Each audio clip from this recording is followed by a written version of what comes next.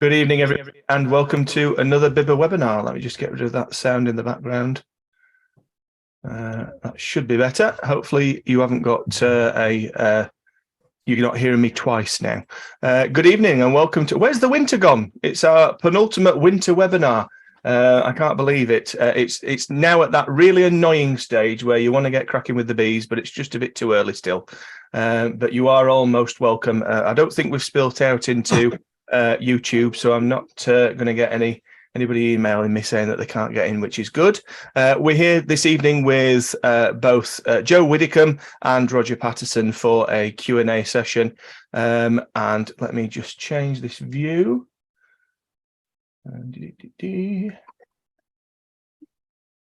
That's a bit better. Good evening, everybody. We've had some questions submitted to us before this evening, and also there is some questions that will be coming in through the chat. So if you've got questions, or if you want either Roger or Joe to clarify any of their answers, can you put those in the chat down at the bottom, please? Ideally, send questions here to me, and I can put those questions to Joe and Roger. Good evening, Joe and Roger. Good evening. Hiya. Good evening, Richard. Good evening, fellow beekeepers. Evening, Joe. Most of you will be aware of Roger Patterson, I'm sure. He's a very well household name in beekeeping, written several books, knows one or two things about bees, I suppose. As Rosie underneath his desk munching on her bone tonight. So if you hear her in the background, she's never far away from Roger's feet. Joe Widdicombe, you might not have met before, but Joe is a very experienced beekeeper, also knows one or two things about bees, but has a commercial beekeeping business down in Cornwall, and uses near-native bees in his beekeeping operation. So any questions about running a successful apiary business using near-native bees, Joe's your man. Okay, well, we'll get cracking then. So let's just pull up the questions that people have sent in. First question. This is from Mel in Wiltshire. She says, the field next to my bees is planted with oilseed rape. How should I manage them to avoid swarming? What do you think, Roger? Right. Well, oilseed rape, in my experience, if there's a flow on, there's not normally a problem with swarming. But I think, especially if it's early in the year, and it can vary quite a bit for a couple of weeks, a couple of 3 weeks. I think you've got to make sure that you're well prepared. So certainly early in the season, make sure that the queen isn't crowded out, because what can happen is that certainly middle of March onwards, if you get 2, 3, or even 4 days of really good weather, because there isn't that much brood around, the bees can collect quite a lot of nectar and pollen from the spring flowers and trees. If they've got nowhere to put it, they'll pack it around the brood, and that tends to crowd the queen out. So I would suggest getting supers on as within reason as early as possible.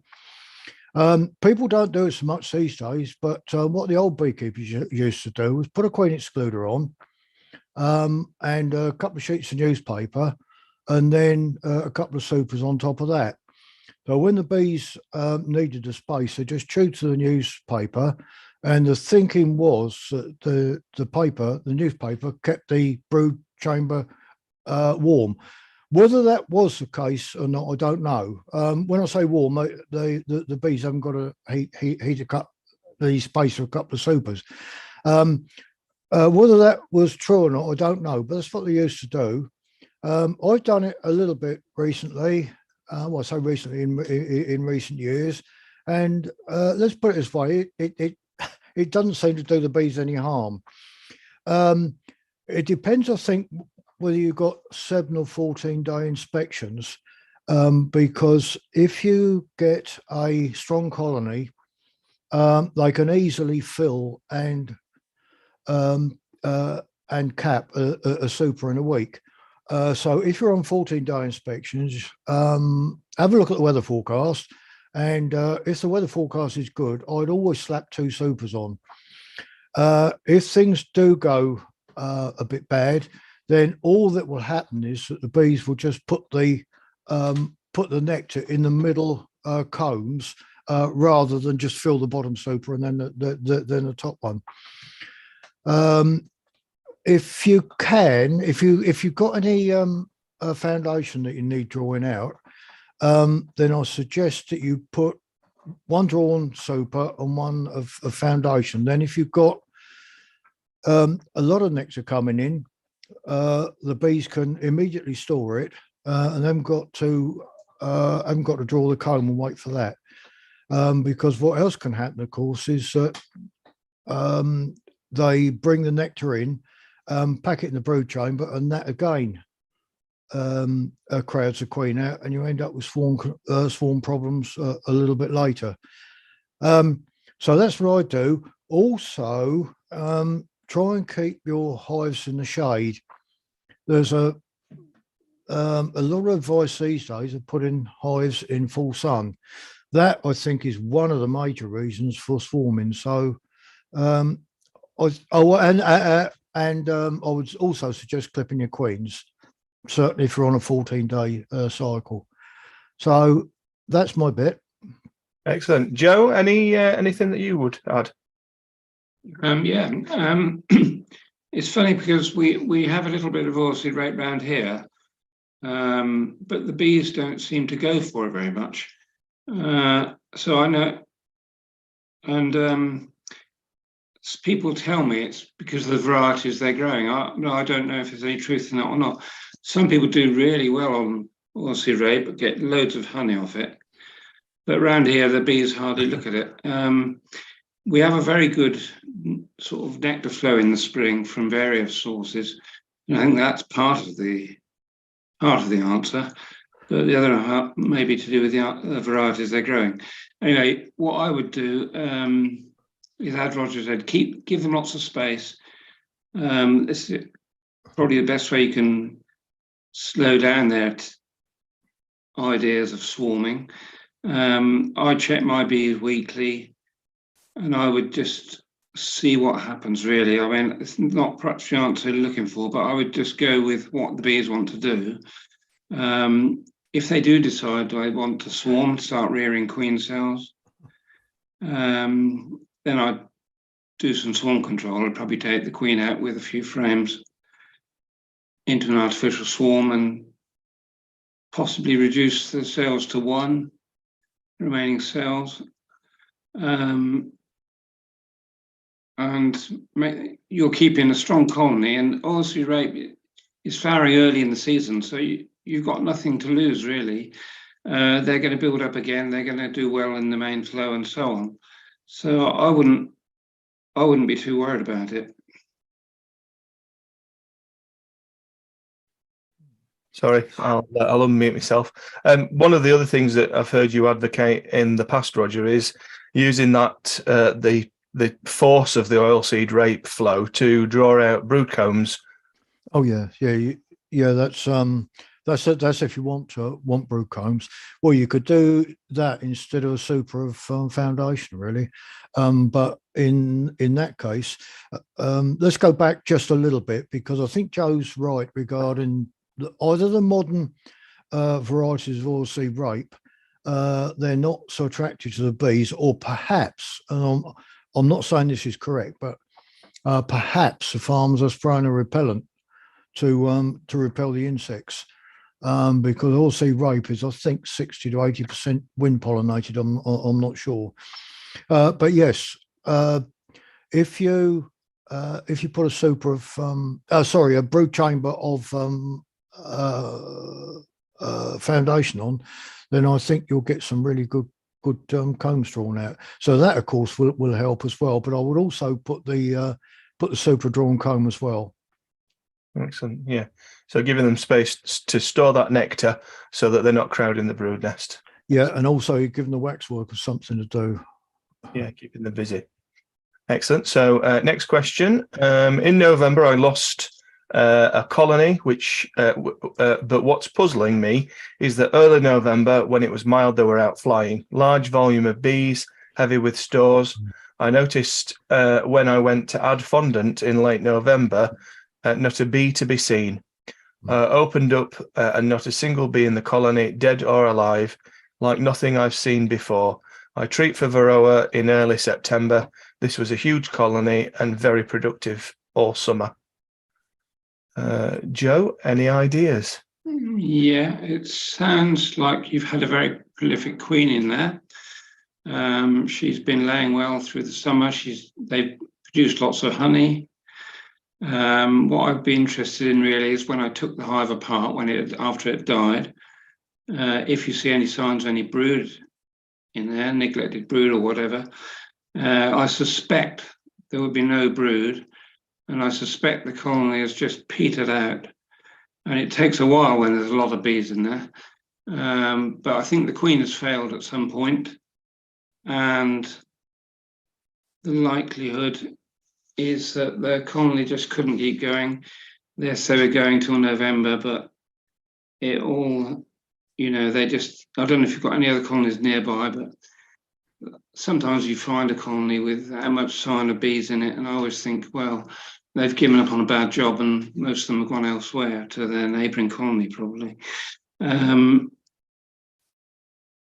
think if you saw lots of dead brood in there, that would be perhaps more mysterious, because why would it, if all is well? I mean, there wouldn't be lots of brood in November, but there would be traces of brood, there would be some sealed brood. But I think the queen has failed at some point. She's had a busy time through the summer and then she's died for some reason or other. And that's most likely why it seemed that all was well, but all the bees got old and just gave up.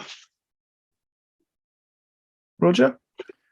Yeah, I'm not quite so sure about this. Can you read this again, please?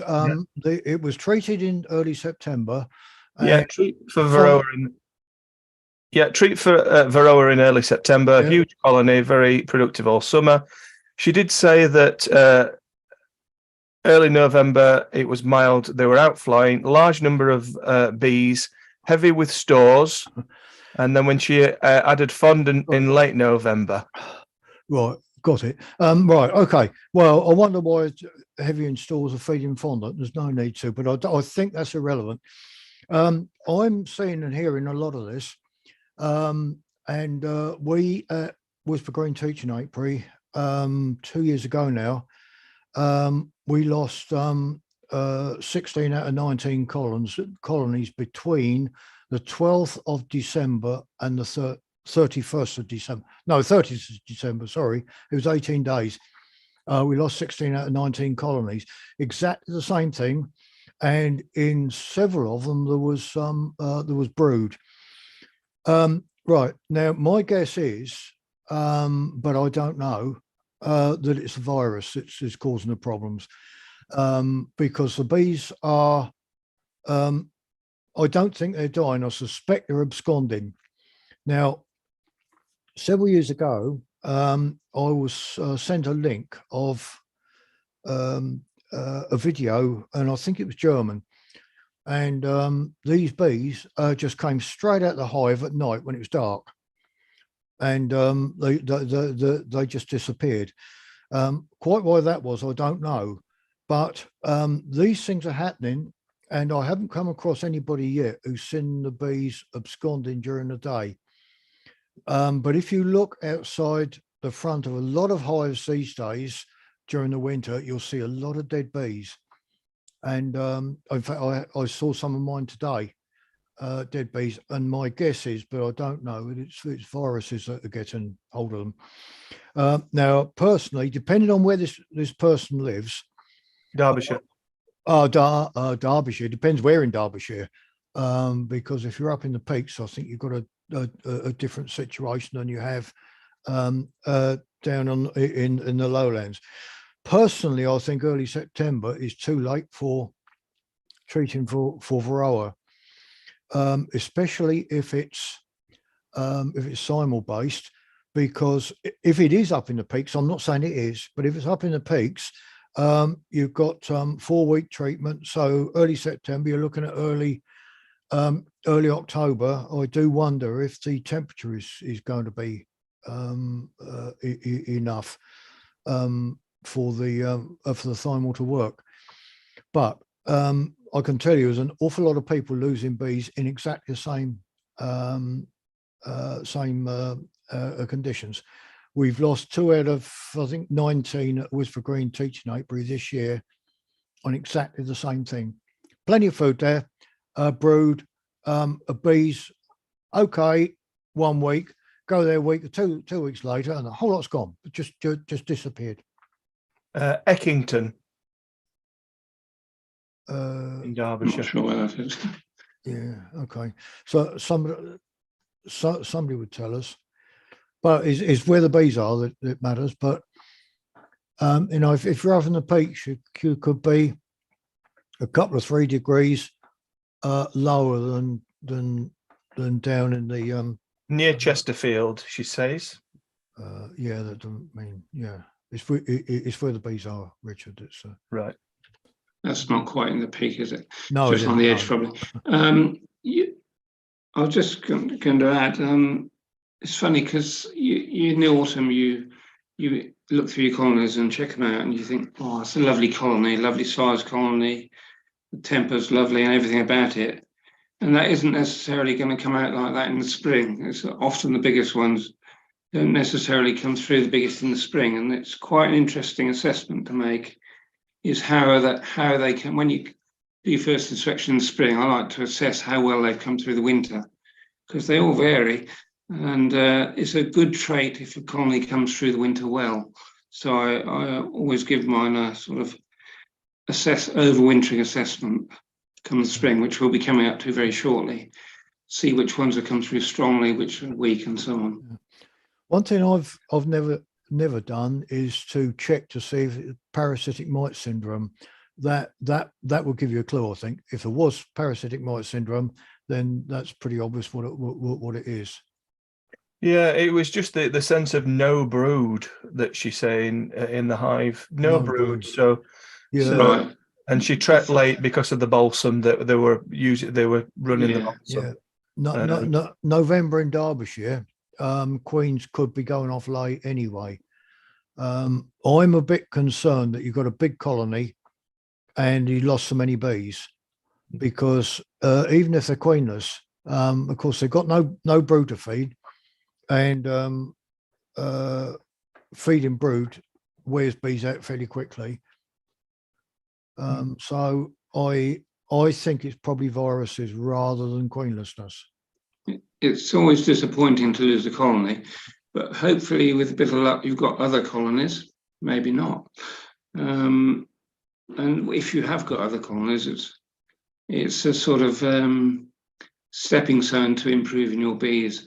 You lose some, you keep some, and you keep going with the ones that survive, and that's a good basis to build up your stock on survivors, rather than keep bringing fresh bees in. But obviously, if you've got no bees, you're going to have to bring fresh bees in. Yeah, she says 34 colonies locally adapted. All right, ideal. So that's you. As I say, it's disappointing to lose colonies, but just think the ones that survived are the better ones, and they're great. It's improved your stock in a way. But Joe, pre-Varroa, we never had these problems, did we? And you know, I do feel sorry for beginners that are coming into the craft, and they're being hit with problems like this, which may not even be their fault. In fact, the questioner, I doubt if it's their fault either. Apart from possibly treating a bit late, but that's not a criticism. They might have been on a holiday, or hang on, Derbyshire might be Heather. Yeah, so they couldn't do them. Yeah, might be Heather. I don't know. Yeah, she says great advice, thank you, and she's going to make sure she treats earlier in the season. Yeah. Yeah, but like I just say though, she in August you wouldn't be able to treat because of the heather if she's in a heather district, and that's something that people who aren't in a heather district Probably, it sounds like she might be on the edge of the peak district, which could be, yeah. This is why it's handy to know where people come from, isn't it? When you're Yeah. asking So, questions. it looks like she's only just south of Sheffield. So yeah, fairly close to the Peak District. Depending on where her apiary is. Yeah. Yeah. Excellent. Just while I think on, I went to the Central Association Spring Convention last weekend, and Dr. Paul Cross was giving a talk about using drones to track bees. And one thing he noticed when he was tracking some of these bees that didn't get back as he moved where they were foraging from is that the ones that he'd seen, he seemed to see there was a difference between those ones and the ones that might have had poisoning from pesticides, and how it causes confusion, and how the bees might leave the hive. So that was interesting. Anyway, sorry, move on. Third season. This is Mark. I'm in my third season and intend to try rearing my own queens. I will be using the Miller method. What's the best time to start? I'm not looking for a date, but just the conditions to be met for the best results. I can't remember who I came to first last time. Neither of us. Yeah. Who fancies having a go at the Miller method?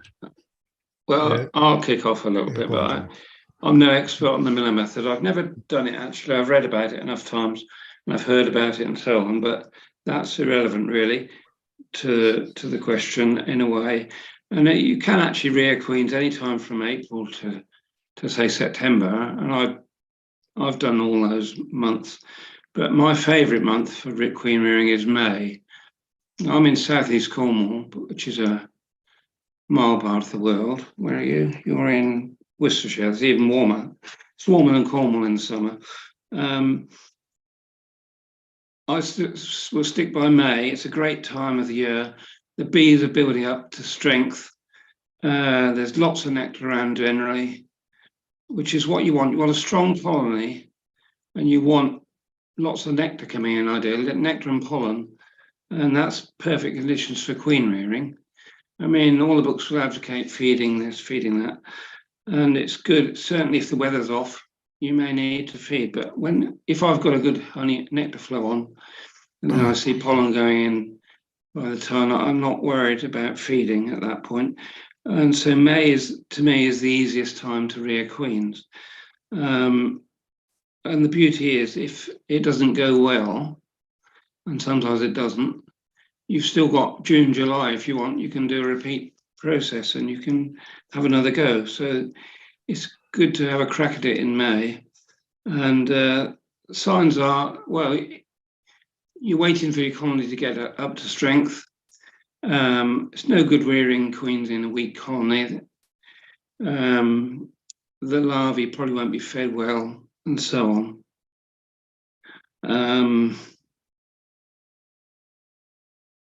Yeah, that's about it, really. I definitely plump for May.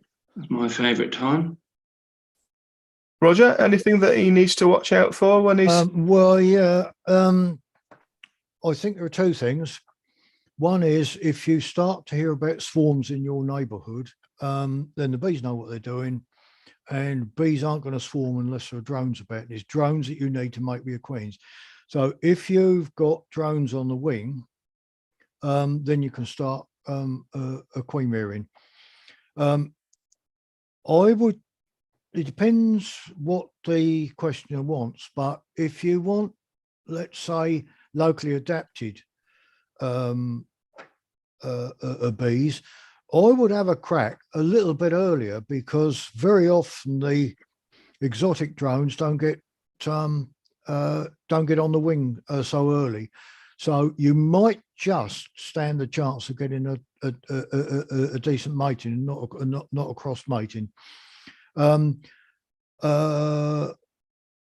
Yeah, I think the question I asked, not for time of year, but conditions really. So that's basically my bit. And with something like this, I always chuck the calendar away anyway, because 1 year can be 4 weeks out from the next. Joe's better chuck his calendar away. Look, yeah, seriously, and very often the books will say, "Oh, second week in May" or whatever.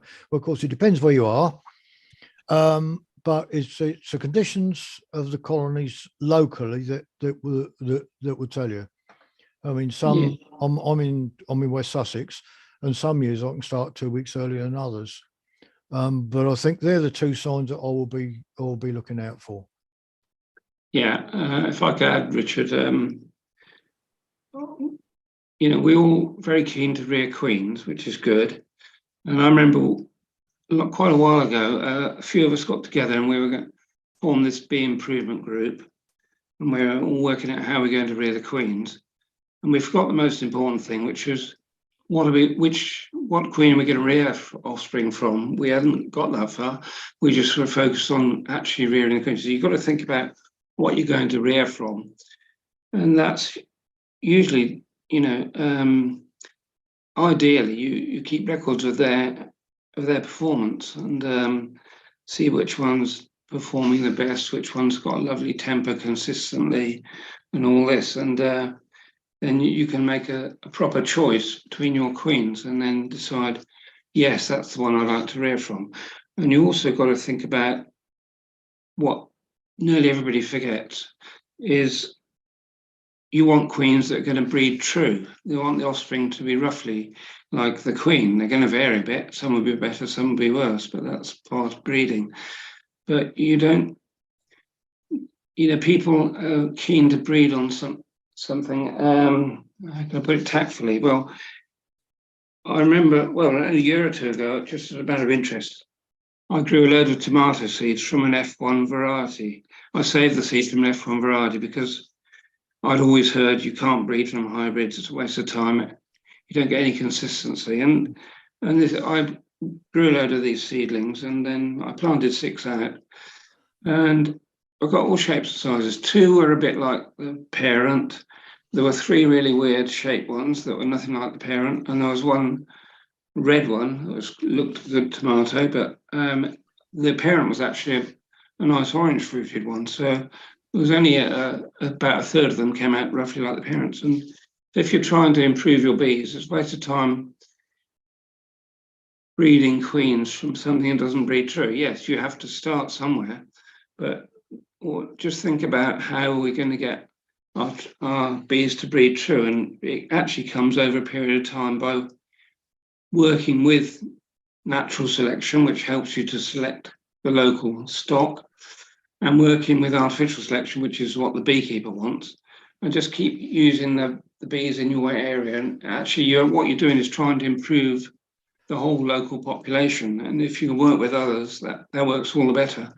And if you all do the same thing, you gradually get a local strain going, which roughly breeds true, and you can then start making real progress with your improvement. Joe makes a very good point, actually, doesn't he?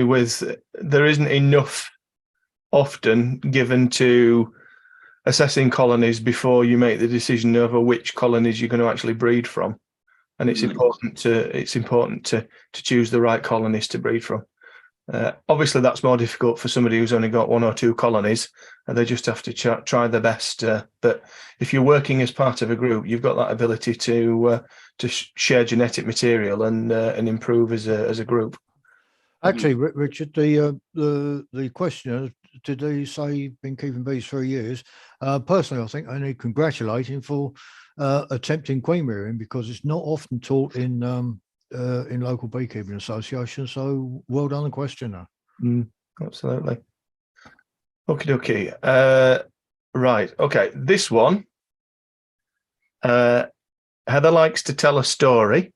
So I'm going to try and she's giving you loads of background information, which is great. And maybe the listeners don't need all that background information. But I'll try and condense it down for you. So she lives in Wales, no oilseed rape, quite high up, lots of different forage out there for her bees. She's wanting to move to 14 by 12 polyhives because she's concerned about these long, cold, prolonged winters. Also, she struggles to lift national standard wooden boxes, and she's finding brood and a half a bit too fiddly. And so she's bought some polystyrene 14 by 12s for her bees. She's intending to carry out a shook swarm once the weather picks up and the nectar flows start, so that she can get them onto 14 by 12 frames. Here are the questions then. Question number 1, supers. Excuse me, Richard. Whereabouts in Wales? She's in Denbighshire. Denbighshire. Oh, Denbighshire. Right. Sorry, why put a dyslexic in charge of reading out these? Or a school teacher. Absolutely, yeah, dyslexic school teacher. And what height? She's saying 1,000 feet. Okay, so it's North Wales then. Yeah. Okay. Well, northish. Yeah. Question is regarding the supers. I would like my colonies to draw wax in new super frames, perhaps for cut comb, and would welcome any advice on that process, particularly regarding the depth and thickness of foundation and starter strips, and any alternative starters for full frame foundation. So let's go with that one first, and then I'll come back with the next bit. So any advice for starting for cut comb honey in her supers? Roger. Thank you. Well, actually, there's an awful lot of information there. If she's 1,000 feet in North Wales, then for 1,000, you lose two to 3 degrees for every 1,000 feet up you go. Plus, of course, the wind chill and all sorts of things like that. So she's probably gonna be 4 or 5 degrees lower than down in the valley. That's that. She's on 14 by 12s. It depends what sort of bee she's got and the area. If it's sheep area, sometimes that's not actually great forage. And what will concern me is that she's doing a shook swarm on a 14 by 12 and then expecting the bees to draw a super of cut comb. And I think that's going to be too much for the first year anyway. But let's assume that she's got the bees working well and the brood combs are drawn out. She's talking about starter strips, or notes I made is starter strips and foundation for cut comb. Well, if you just use starter strips, the chances are the bees will build all over the place, crossways and all sorts of things like that. You really need to get the cut comb in line with the frame if you possibly can. I find the best thing to do, you've got to put it on narrow spacing. If you've got Manleys, you can just about get away with them. They're 10 per box, national box, rather than 11. So you get an extra one, so you get thicker comb. I think if you stagger it, one foundation, one starter strip. I'm only guessing here, but I think what will probably happen is bees naturally hang on to the comb they got. So I think they'll probably prefer the starter strip, whereas foundation they're clinging onto the side. So it's a different way the bees have got of producing the comb. So I think what I would do was not use foundation, but use drawn comb that's probably previously been cut back dead straight. because then I think the bees will build on the starter strips much better. So what you'll end up with is straighter comb and a fairly consistent thickness. I've never actually done it this way before, but I'm guessing what I think will happen. Joe? Yeah, I agree with Roger about using narrow spacers. Really, you do need. It's no good if you put the combs too far apart. They're going to draw it all over the place, basically. But if you on narrow spacers, I find the starter strips work well, and I prefer it to putting in a wireless foundation, for example, because then you're eating all the bee's own work, really. You're just putting a little strip at the top of the frame and the bees will draw out the rest. And I've not had a problem with them doing that. They will draw it neatly on the whole, if the combs are quite close together. And that's how I like to do it. The only problem with it is, especially if you're in somewhere like Denbighshire, which is a bit harsh for the bees, it takes a hell of a lot of energy for the bees to draw wax out compared to producing honey, so that most of their effort's going into producing the wax, and then they've still got to fill it up with honey. So you might not go very high yields, but you will get a quality product. That's the point. So I don't think there's anything to add. Just I'm okay. I'm happy with starter strips.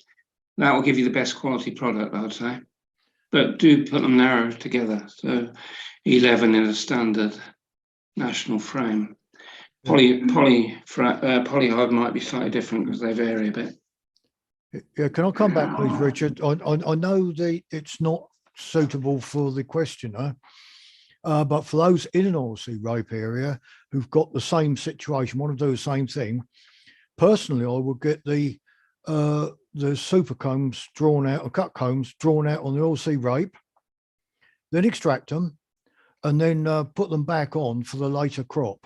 So you get you get the combs drawn out on the rape. Should be well. You can uncat them straight, and then you put them in a super later on, and the bees should work them okay. Any on thin foundation? Oh yes, thin. If you've got foundation, yes, the thin foundation. But interestingly, what I've found is that even if you've got a thick foundation, the bees will thin it down, because I make my own foundation, and I discovered that a long time ago. But normally, yes, it's thin foundation. Yeah. Okay, excellent. So the next part of this question, Greg's asked me to send him the questions. I think it's because he can't understand what Roger's saying. So the next question is about brood boxes. It's the same lady. So this is the 14 by 12s. Now, is it necessary for the 14 by 12 brood frames to be wired? If not, would you advise having less frames, and this would result in thicker drawn comb? Is it unreasonable for shuck swarm to draw out 14 by 12 frames from starter strips? Joe? Yeah, I'd strongly recommend for a big frame wired. You need wired foundation. Otherwise, it's going to be a very weak comb. I mean, comb gets harder as it ages, but you're going to really struggle in the season. You're going to pull out the comb, and it's going to fall everywhere. Once, especially with honey in it or nectar in it, it's just too weak. So the wire is essential, even in national brood frames, really, I think. But certainly in a bigger frame, definitely, I would go for wired every time. Yeah, I wouldn't disagree with that. The last thing you want is everything on the floor, because if the queen's there, you know, a comb with a bit of honey ink can weigh 4 or 5 pounds. You just crush the queen.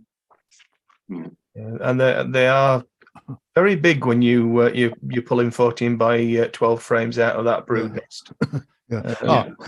So sorry, Richard, I just remember something. Can we go back to the earlier question, please? Because if you've got starter strips, you must have the hive level, because the bees build vertically, and if your hive is tipped, then you'll get you'll get your combs tipped. So make sure the hives are level when you're using foundationless. Yeah. Okay, super. Next question from Oxfordshire. Somebody who's got the most amazing surname for a beekeeper, Paul Honigman. So the German for honey, Honigman. Brilliant. The question is ivy bad for bees?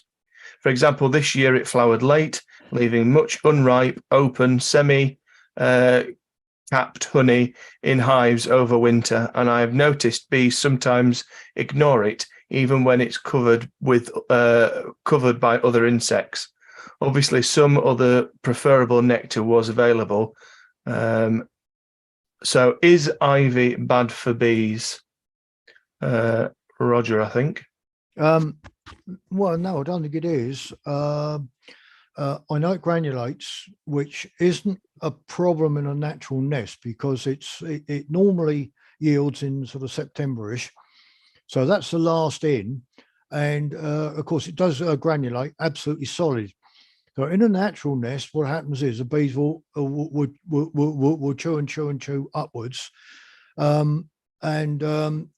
If they need water to liquefy it, they can go out and get it because they've still got October and November and perhaps a bit of December to do it.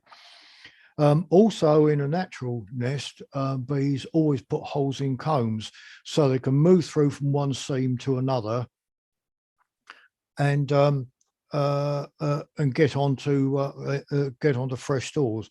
So it's no real problem to bees naturally. I'm not aware, apart from toxic nectar, I'm not aware of anything that's bad for bees.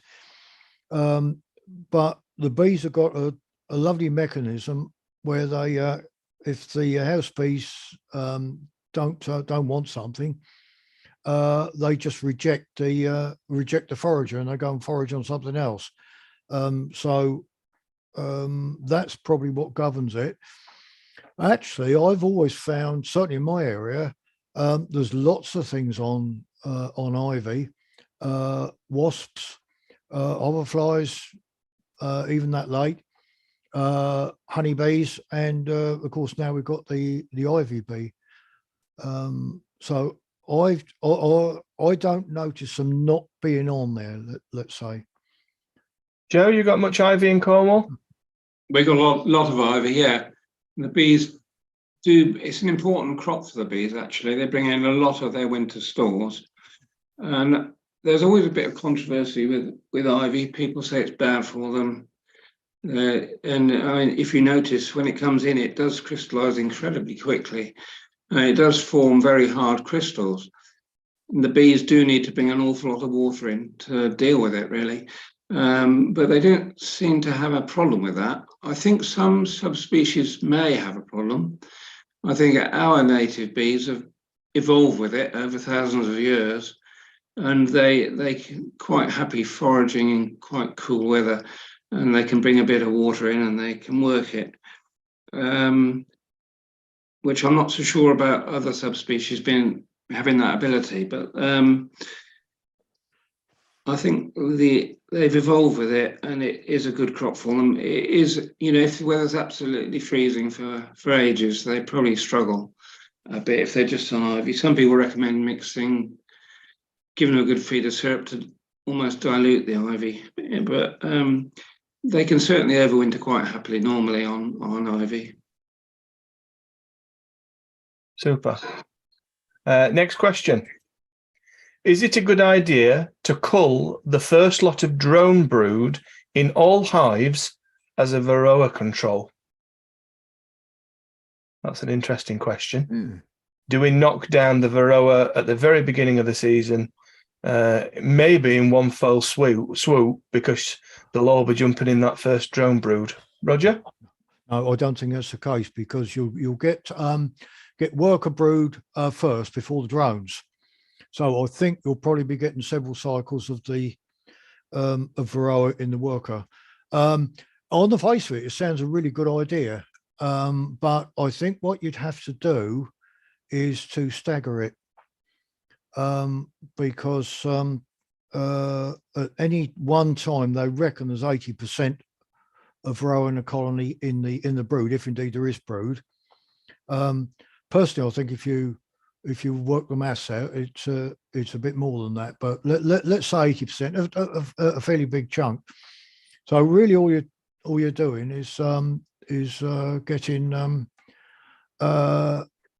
getting sort of some of your 20%, because as soon as the queen starts laying in the drone, yes, some of the Varroa might go in, but there's still an awful lot left in the worker brood. So I would probably actually, it's a really good question. This it needs a bit of thinking about. I can see what the questioner is thinking. Drop the levels down early in the year, which would be good. I think you probably got to do a bit more than just one comb. Joe? Yeah, I've never done it. It sounds like a good idea. It's a good sort of biotechnical method. I mean, if we can use biotechnical methods, they can be good rather than chemicals, shall we say. I have to admit, I don't do anything for Varroa at the moment. I just let them get on with it. And that's been the case for the last 3 years. And mostly they're surviving pretty well. 1 or 2 apiaries I seem to have had slightly heavier losses than I would want. So I don't know what the reason is, but it could be Varroa linked.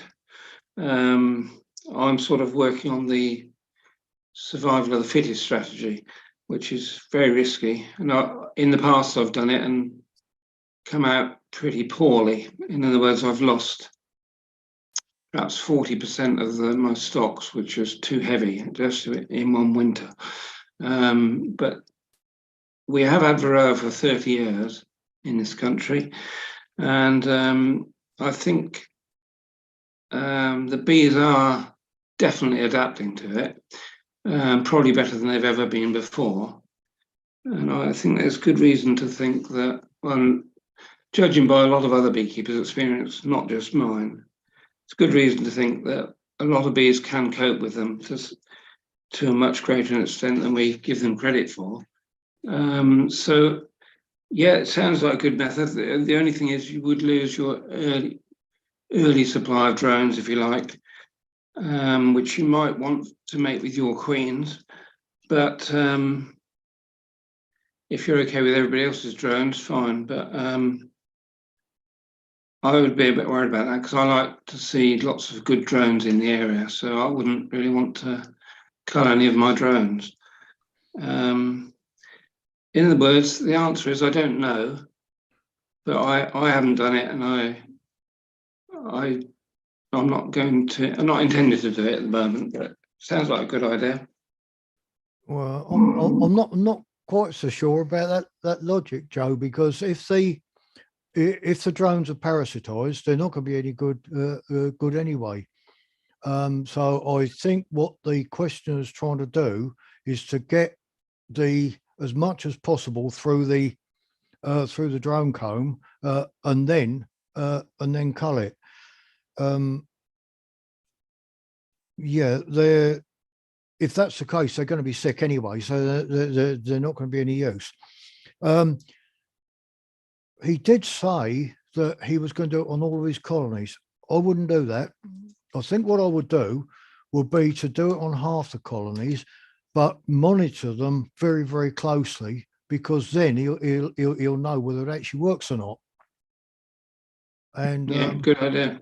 Yeah, not only that, he might. I suspect if he does it once, what he'll find is spikes. on a 3-week cycle. Now that, like a little experiment and taking data, that would show that up, and that will give him perhaps an idea as to what to do as a follow-up, whether he does it every week for 3 weeks or whatever. So I like the idea. I think it's got a potential.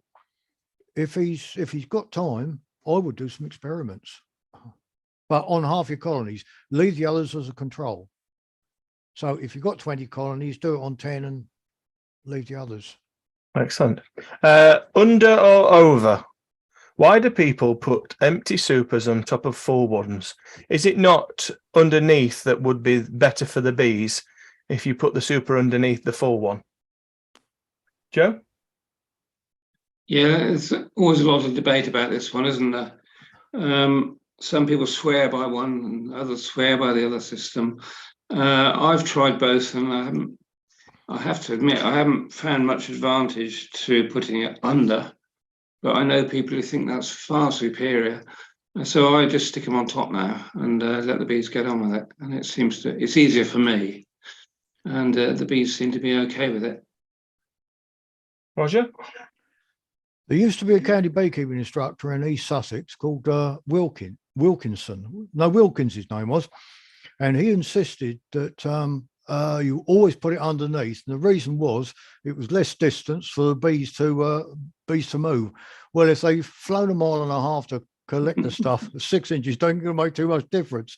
But you know, that's a bit of a sort of a jokey thing. But quite frankly, I put them underneath, and the reason is I haven't got to take the crown board off the top one.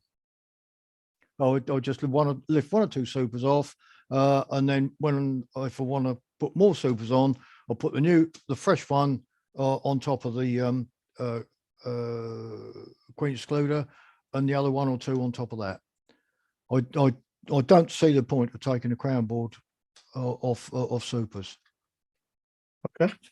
Well, while we're on that, Richard, I'll just say a lot of people overwinter with a brood and a half, and we've all tried these different systems. And what I found was you come back in the spring and then you've got a load of honey in the top super still left. What I did experiment with was putting if you're doing a brood and a half, which I don't recommend, but I have done it in the past. I don't know if you feel there's not much honey or stores in the brood box, you might want to make sure they're okay by giving them an extra super. If you put that super underneath the brood box, when you do come along in the spring, that will be cleared out of honey, which is nice. You've got an empty super, then you can take away and reverse it again. So that is quite an advantage, putting super underneath in that respect. Although, again, it's a bit of a hassle. The bees don't really like you passing the brood box on the floor and all this, but it does pay in the spring, I think. Next question's from County Tyrone. At 5:30 this afternoon, the temperature was 4 degrees Celsius and bees from some of my hives in the apiary were flying. Would you interpret this as a sign of desperation or hardiness? All my hives have been hefted and are very heavy. Roger? Well, I think it's the air temperature that makes a difference. I like bees that fly at low temperatures because they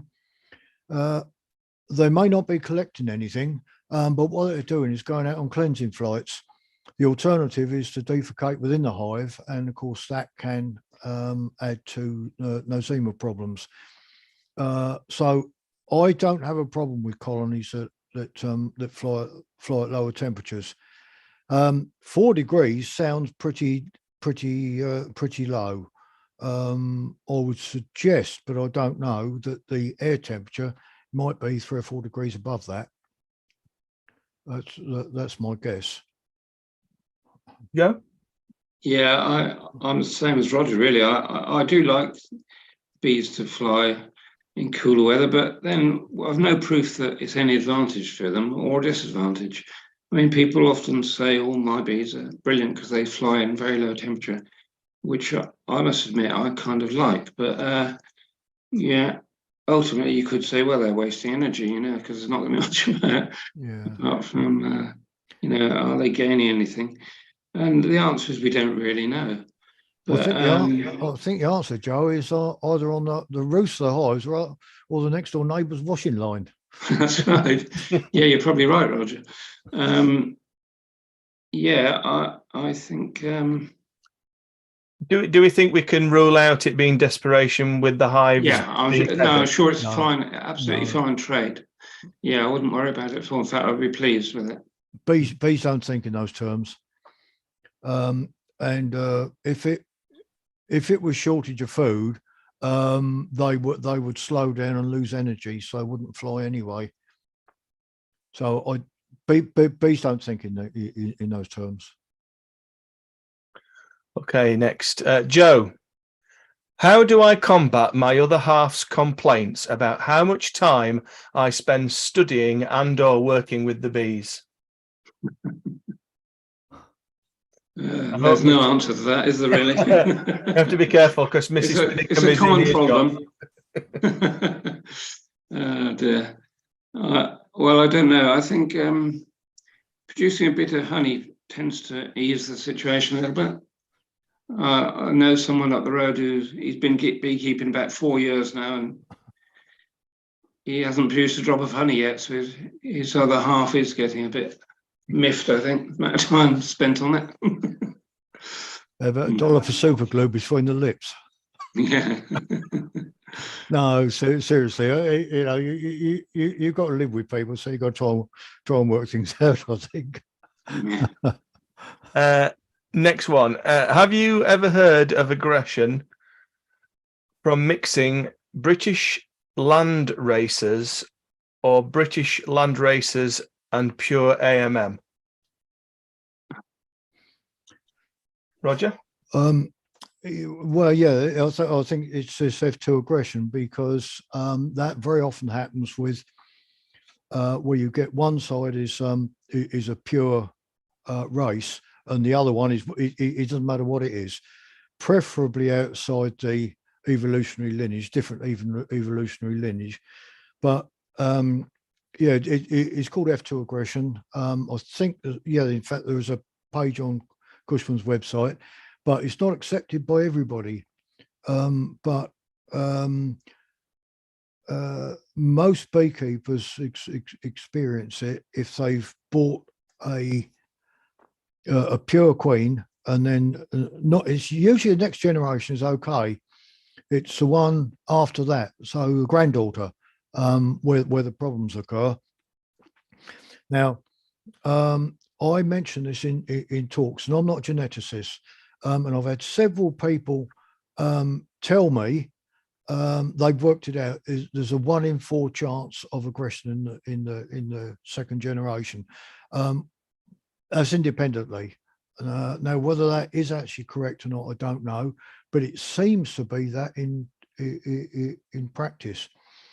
And I know it's going off the subject just a tiny bit, but I've seen it happen with people who've bought bees, especially commercially, for beginners, and they've had it. And in some instances, the beginners has given up beekeeping because of the first queen is okay, the daughter's okay, and the one after that, if they have a requeen or a supersedure or swarm or something like that, they end up getting nailed to the shed, and of course they previously only just given a little bit of smoke, perhaps, because very often these bees that you buy commercially are very, very soft, and then all of a sudden they get absolutely hammered. So I think it's a real issue. Some people don't, but you know, we perhaps need a bit of scientific study on it. Okay. Yeah. Well, yeah, excuse me. I was just looking at Joe. Joe, you were a bee inspector. Did you ever come across something like that? Yeah, we did a lot. It was usually with offspring of I don't want to be prejudiced here, but it's usually offspring of fairly recent imports. Second, maybe, I don't know, not sure which generation, but the worst I saw on 2 or 3 occasions, well, no, I don't want to denigrate any particular subspecies, but this chap, he had carniolan. They were lovely bees and they were behaving themselves beautifully. And I came along the next year and there was some horrendous problems in his apiary with temper. And he wasn't the only one I found like that. People swear by them, but they don't cross well with the local bee. To get back to the question, I'm not sure what he means by old British land races, really, but when the NBU did some DNA testing work on bees around the country, the samples taken at random, they found there was quite a high percentage. The average percentage for our native subspecies was about, I mean, we don't know how accurate this is, but they came up with 45% as a figure was the native genes in an average colony. And that included, bees that are recently imported and so on. So if that's the average, there's quite a lot of bees with much greater AMM or native bee in them. What I'm trying to say is these so-called old land races are probably going to have quite a high percentage of AMM, or Apis mellifera mellifera, in them, same as our true native subspecies. So it's just something that happens over time through natural selection more than anything, not through efforts by the beekeeper necessarily. And that's one thing we should be working with, because that's the way bees go naturally. That doesn't mean they're any good to us. They might be useless bees as far as the beekeeper's concerned, but we can select and improve to get the traits we want. So it's far better to work with what is going to dominate the area. It's far easier than trying to select a subspecies which is not going to dominate, and it's going to be a constant battle to try and keep it right. So what was the question? Just do we find aggression? Well, with this aggression that we've been talking about, I mean, I've had it in my own bees. And I've seen it in lots of other people's bees, whether it's carniolan or buckfast or whatever, or it could be something that looks native and it might be horrendous. It tends to, it's to do with the incompatibility of the subspecies, I think, largely, and different lineages, as Roger explained, really. And Brother Adam, he did a whole chart in one of his books saying, if you cross this subspecies with that subspecies, you get a well-behaved bee, and if you cross that subspecies and that subspecies, you get something very aggressive, and so on. And I think that's true. You find that, and I don't think our native bee crosses very happily with, say, Italian and carniolan. They're a different lineage, and it doesn't seem to cross very well with them. But over time, if you've got this aggressive bee, you might find the next generation isn't quite so bad. And I put that down to because the local strain or native strain is starting to increase, and it's not got that incompatibility going on so much, if that makes any sense. Well, land race is a term that's become fashionable in recent years, and people seem to have slightly different interpretations of it. My interpretation is that it's adapted mongrel, really, locally adapted mongrel, which could be almost anything. And I think there's your problem.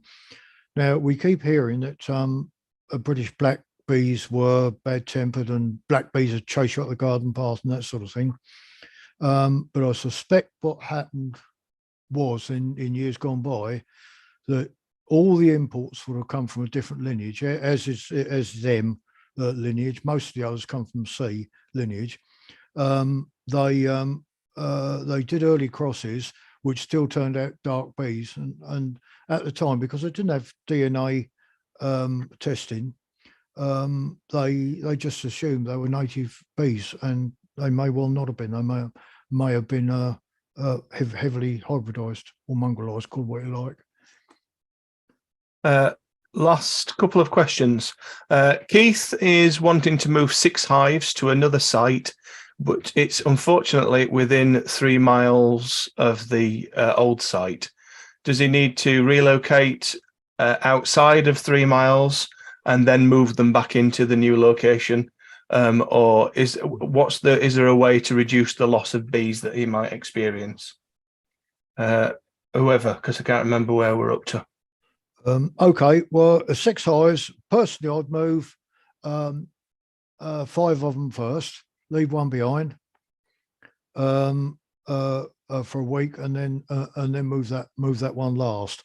If there are a lot of bees that come back, then has been a little bit of a problem. If there's no bees come back, then just move the last one. I think that's how I will play it.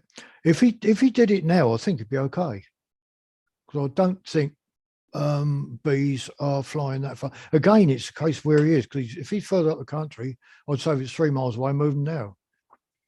But very often you find it that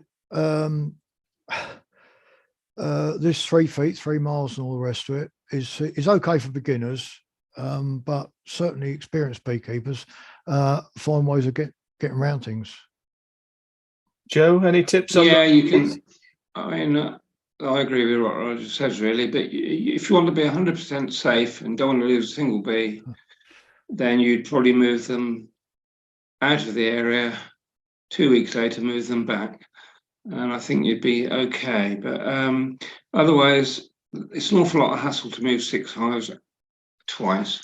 So you could do what Roger says: move 5 of them, and you might get away with 6 of them at this time of year, just about, because they haven't really been doing that much.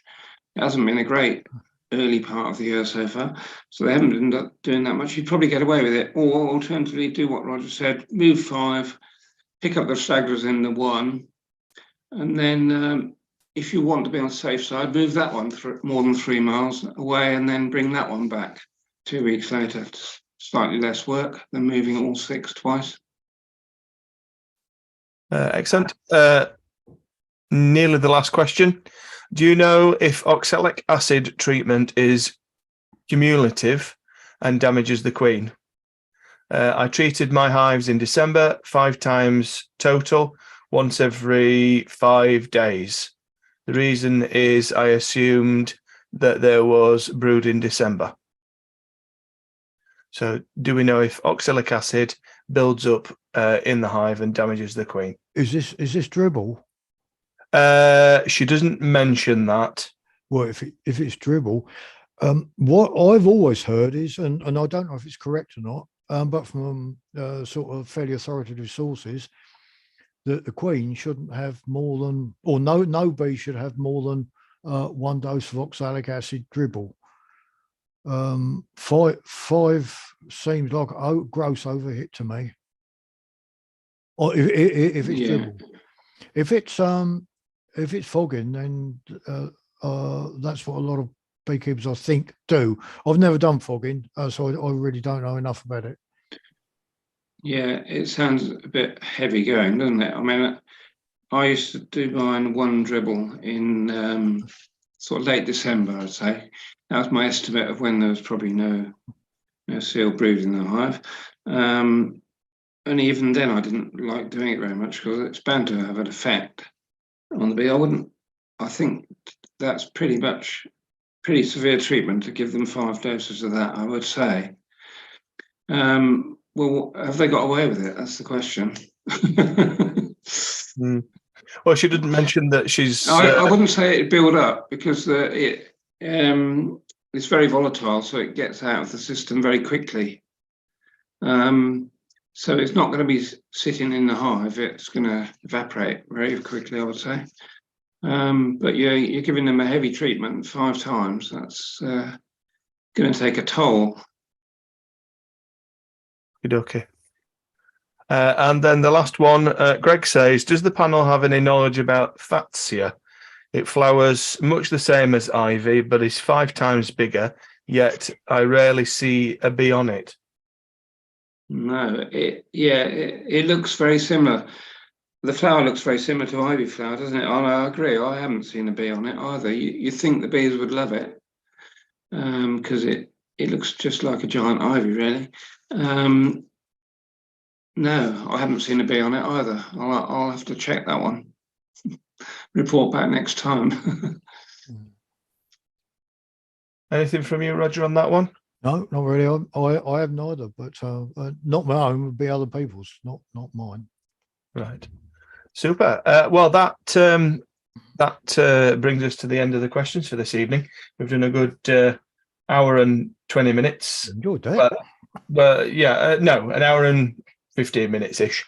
So I think that's enough for this evening.